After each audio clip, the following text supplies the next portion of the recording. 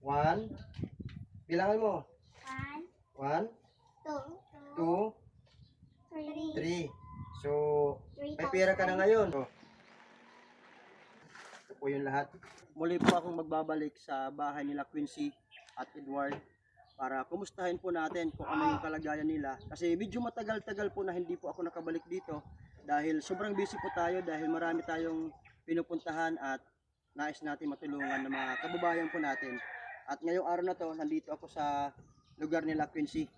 So tara guys, ihatid natin itong tulong na pinapaabot po ng sponsor para sa kanila. Dito tayo. Hello. Hapon. Ah. Kumusta kayo dito? Iwan ko lang yung chinelas mo kasi putik.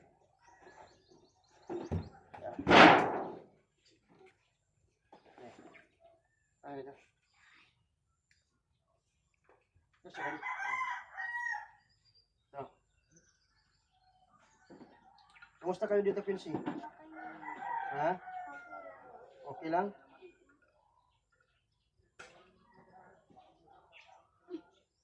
Yan. So, maulan. Saan yung tatay mo? Ha? Saan yung tatay mo? Ano? Tayo si, halika dito tayo si. Dito lang, dito. Pasok dito. Yan mo yung camera dito. Yan. Yan. Kumusta kayo dito? Okay lang. Ha? Ito, masaya. So, nagbalik ako dito para kumustahin ko yung kalagayan ninyo dito. Ikaw, kumusta ka naman, Quincy? Okay lang. Kumusta naman yung bakasyon mo dun sa Dulag? Okay naman. Ha? Okay. Okay lang. Kailan ka umuwi dito? Kahapon lang. Kahapon lang. So, ilang days ka dun sa Dulag? Parang 2 weeks Sampu. na ako dun. 2 weeks ka dun sa Dulag Leyte. So, nag-enjoy ka ba dun sa pinuntahan mo? Nag-enjoy. Enjoy. So, ikaw naman, Tatay Jose, kumusta ka naman? Ito, baga hindi naman masyadong sumasakit ang ulo ko. Hindi na.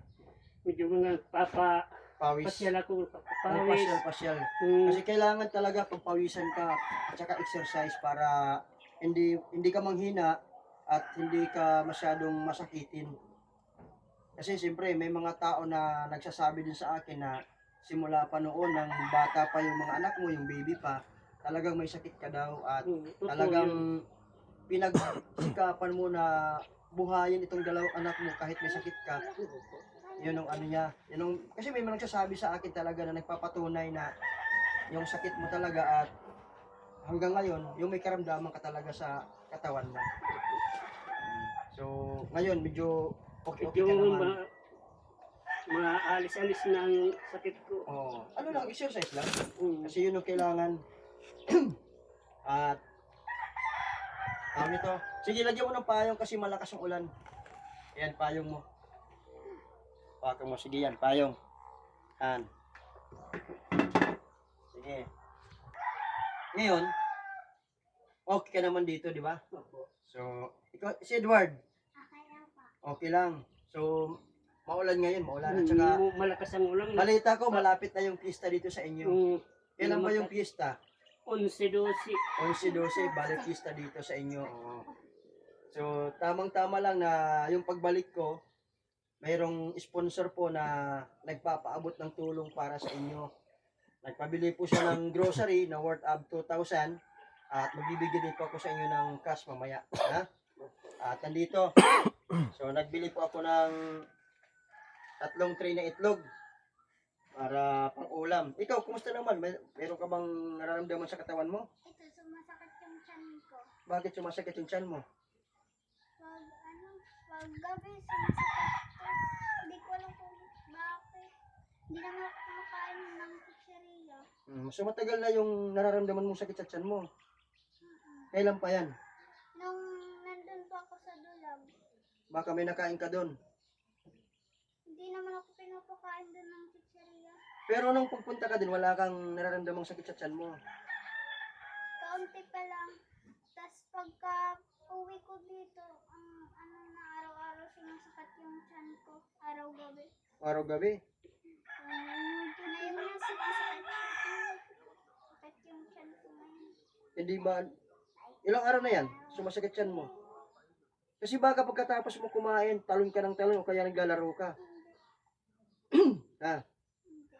Hindi. Masakit ba talaga? Masakit ba yung, kasi masakit yung tiyan mo? O hindi na kaya naman? Masakit siya ng, masakit siya. Tapos pagkagising ko umaga, Nagpapalipas ka ng gutom? Hindi. hindi. Kasi marami naman kayong stock na bigas. Hindi naman ako palipas ng gutom. Ba't di mo siya pa-check up? Wala kaming pera. O magbibigay ako ng pera sa inyo. Pwede mo siya mapa-check up. Ngayon sa, doon lang sa may, sa presinto, sa likod, Saan pasito? doon sa palo. O sa palo. Ibang klase yung tawag mo sa palo. Palo Leyte. Pasito. Yung presinto, Na, ha? ano ko, mga bilangguan, sa likod. Ang layo nung yung ka sa bilangguan mapa-check up. Sa likod. Ah, sa likod. Sa Hindi, meron namang ano doon. Punta kayo sa LPH. Kasi mayroon akong tinutulungan na dalawang bata, pinapa-check up ko. Doon kami nagpunta sa Leyte Provincial Hospital. Doon kami nagpunta doon. Pwede kayo din magpa-check up. Mapatingnan yung ano, kung ano yung sakit niya sa tiyan. Kasi mahirap yung pabayaan natin ng karamdaman ni Quincy. Kasi mas mahirap na pag lumala yung sakit. Hanggat ngayon meron siyang karamdaman, mas maigi na may pa-check up na agad sa doktor. Huwag mong hantayin na mas lumala. Masakit mo pag yung kanyang tiyan, kapag katatapos siya kakain, lumalakad doon sa pinsan niya, pupunta kapag busog siya. Pag busog. Hindi naman siya nagpapahinga. Dapat huwag ka Kaalis masyadong malikot, Quincy. Kasi alam mo, sayang naman, ang talino mo. Smart yung ano mo, dating mo na matalino ka. Sayang yun, huwag yung pasaway. Di ba lagi kong sinasabi sa'yo na huwag pasaway sa tatay mo. Ha? Kasi ako, alam mo Quincy, alam mo Tatay Jose, mayroon akong talagang nagsusumikap ako dun sa lupa na maayos talaga yung lupa. Kasi kahit hindi ako nagpupunta-punta sa inyo dito, talagang yung nasa isipan ko na mailagay kayo sa mas maayos at mas magiging komportable na yung bahay na tinitirahan po ninyo. Meron dito ng lupa, 300,000. 300,000. Oo, mahal yung 300,000. Siya rin, pwede yan ay mahal. Mahal yun. Sobrang mahal yun. Pero anyway, ako na yung bahala kasi meron akong ginagawa para naman sa inyo at nakikipag-coordinate po ako kay ma'am yung nais tumulong po sa inyo. Kasi sa iyo po yung pinagkaloob ng Diyos para sa inyo para matulungan kayo. At ngayon, meron akong dala dito sa inyo. Ito, 3 tray itlog. Meron ako sa inyo. Ito to. Saan ba? Sa baba. Ito. So matagal-tagal nitong ulam araw-araw. Ha? At ipa-check up mo si Quincy ha. Pa-doktor mo.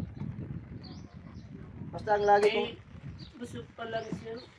Umaalis ka tapos sasama siya pagtitinda. baka magka-appendix ka ito. Long train itlog yan. Ito. Yan ha. Matagal-tagal tong Nauubos agad ang kanyang itlog. ulam niya. O, ilagay mo doon. Kay gusto Lagay nila ng itlog. Lagay mo lang muna dyan. At meron akong grocery dito. Bali itong binili ko, worth of 2,000. So, meron dito. Nagbili rin ako ng ng mga shampoo. Para, ayan. Ito pwede ka naman siguro to sa hotdog, ano? Hindi naman madalas. Yan. Nagbili Gusto rin ako nila yung para, prito Ayan. lang. Akin mo. Prito lang nila. saka meron din dito mga sabon. Mayroon pa ba kayo mga sabon dito? Marami pa. Panglaba. Nagbili rin ako para at least kahit hindi ako magpunta sa inyo dito at matagal yung pagbalik ko dito, meron kayo ditong sabon, panlaba, ito. Binilang ko kayo kasi ito yung mga kailangan nyo. Dami ko yun. Okay lang, mas maraming stock. Yun, ito paste. Ha? So ito may shampoo dito, Quincy. Shampoo, wala siya. Shampoo. May shampoo dito. So ito may mga, ito hawakan mo tayo.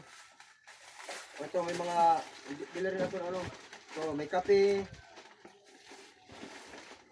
May mga dilata ito, ulam. So, binili ko. Maraming ulam to. Ito. Ganito. Para may mga kape. May asukal ako dito ha. Biniling asukal. So, ito, marami po yung binili ko natin. Pusporo pa kayo dito? Meron pa. O, nag-reserve ba tayo? So, mga dilata dito sa loob. Ito po yung lahat.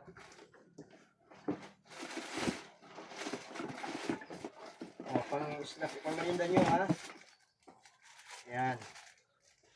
Naman yung ano mo dito? Wala pa kayong pasukan. Kailan ba yung pasukan nyo? June 5. So, meron ako ibibigay sa inyo na pera. Ha? Ito po ay pinapaabot ng sponsor sa inyo, ma'am. Ito na po. At nandito na po yung grocery na binili ko. Worth of 2,000 pesos. At magbibigay ako dito. So, ngayon, kailangan pa-check up nyo si, si Quincy. Asa si Edward? Hindi. Edward, halika dito, Edward. Laro. Halika. Kasi ito, makulit tong bata na. Sobrang makulit. Kamusta ka naman? Okay lang po. Ha? Okay lang. Okay lang. 19. Ikaw, huwag kang pasaway, ha? Ha? Sigurado ka, hindi ka pasaway. Nagpapahirot si Papa gabi-gabi. Ikaw, ano? Akin. Papa. Papahilot, o. Maganda, hilotin mo yung tatay mo. Ha? Sige. Ikaw ba naglagay niyan? Nilagyan mo? O, maganda. So, ito kaya, bibigay ko sa kanya. Tututok mo siya. So, Quincy, ha? Bibigay ko ito sa iyo, ha? Okay. Harap ka dito para makita po na yung Yan. So, ito, bigyan din ito ng sponsor at maliban lang ito. Meron na kayong grocery. Ano si Edward? Ha? 1. Bilangan mo. 1, 2, 3. So, may pera ka na ngayon. So, anong pakiramdam mo ngayon? Masaya ka ba? Masayang-masaya po. Maghahanda ka ba sa fiesta? Hindi. Maganda. Huwag na kayo maganda sa fiesta kasi may mauna naman dito. Kayo lang naman dito, di ba? Advice ko sa iyo, Quincy, magpa-check up ka sa doktor. Ay pera naman at tawag dito, magtipid-tipid ka. Ha? At lagi yung ipagdasal na maging maayos lahat yung tong lupa na tinitirahan nyo. Ha? Kasi ako, nagsusumikap ako na makahanap ako ng lupa na kung saan pwede maging sa inyo yung lupa. Ha? Kasi meron akong kausap, pero medyo may problema pa, hindi pa na-settle. Pero sige lang, tuloy lang, basta ipagdasal lang po natin na nandyan po si ma'am na handang tumulong po sa inyo. Lalong-lalo na itong sa tinitirahan po ng lupa ninyo, yung bahay po ninyo. Ha? Ikaw, anong mensahe mo ngayon, Quincy? Maraming salamat po sa inyong lahat. Kasi dahil po sa inyo, di po ako nakatutulungan. Tsaka po maraming salamat po sa iyo, Kuya. Ano pa? Sobrang saya ko po ngayon. Papacheck up na po ako. Pa-check Baka up po ka. malalaman ko na po. Ano po talaga po yung kapatid ko. So, mag-isip ka palagi sa Diyos, ha? Opo. So, paggamot ka, ha? Kasi mahirap pabayaan yung nararamdaman mo. Baka lumala pa yan. Quincy, ha? Opo. Tatay Jose, ha? Ang habiling ko sa inyo, ha? Mm. Ano bukas? Friday. Bukas. So, bukas Friday. Bukas na po. Bukas, punta na kayo bukas. Pa-check up na kayo sa doktor. Okay. Ha? Kasi nandyan naman 3,000 na magagamit nyo sa pagpapacheck up. At hindi naman siguro yun mauubos. Ha? Huwag lang masyado tipirin lang. Matuto tayo magtipid ngayon dahil sa hirap ng buhay. Ha? Ang priority talaga natin dito yung itong lupa na to kasi time to time lagi kong naisip kung ang nagiging challenge sa akin dito guys kung paano ko sila may lalagyan sa mas maayos kasi yung challenge talaga itong lupa na tinitirahan po nila. Kaya para sa mga bata kasi lalong-lalo na itong tatay po nila may karamdaman din sa katawan pero ang maganda sabi niya medyo okay na siya pero hindi naman katulad dati na pag pumupunta ko dito matamlay itong si Tatay Jose. Kaya yun po yung pakiusap ko na ano lang tayo, manalig tayo sa Diyos at huwag tayo makakalimot magpasalamat sa Kanya sa lahat ng mga biyaya na natatanggap natin. Ha? At ikaw, Quincy, ha? Ingatan mo yung sarili mo. Kasi sayang, magkapasukan na. So anong nais mong, ikaw tayo, anong nais mong sabihin sa, Maraming pong salamat. Ipapagamot ko ang anak ko. Pa-check up sa doktor. bukas na, Kaya Friday? hindi ako nakakapasok ng trabaho kasi wala pa mga yun ng trabaho. Pero pagdating ng June, Yung yung mayroon na trabaho. mayroong yung sa palayan kasi maraming Nagtatanim ng palay. palay, At nag-aararo ng yung motor. nag-aararo sa palayan, Palay. nagtatanong, naggagani, di ba? Mm, O makakapasok ka dun, kung makakapag-sideline kakapasok ka na ako. para ma-exercise ka. Aalagaan muna na yung mga anak ko bago sila mag-aral, bago ako magtrabaho sa Palayan. palayan. Mga anak ko unahin ko para makapasok sila sa pag-aaral nila. Oo. Sige, tayo siya. Yun po. Sige, Quincy ha. Apo. At nagpapasalamat po ako sa iyo, ma'am, sa tulong niyo po na ipinagkaloob dito kina Tatay Jose, kina Quincy at Edward. Maraming salamat po sa pagtitiwala po ninyo sa Lakwachero Pagbulig Vlog. At loobin nawa ng Diyos na marami pang blessing ang dumating po sa pamilyang ito at maging maayos na po yung lupa na tinatayuan po ng bahay po nila. Kasi yun po yung pinaka-challenge po sa akin na maging maayos na po yung nila, yung tinatayuan ng bahay nila. Yun lang po at God bless po sa inyo lahat at salamat sa Diyos sa paggabay po sa aming pinupuntahan kasi katulad po ngayong araw ito maulan at meron pa ako pupuntahan na 3 pa na nais abutan ng tulong para ngayong araw na to maihatid po namin yung mga tulong na pinapabigay po ng sponsor po. So maraming salamat sa inyo guys. God bless po. Ikaw.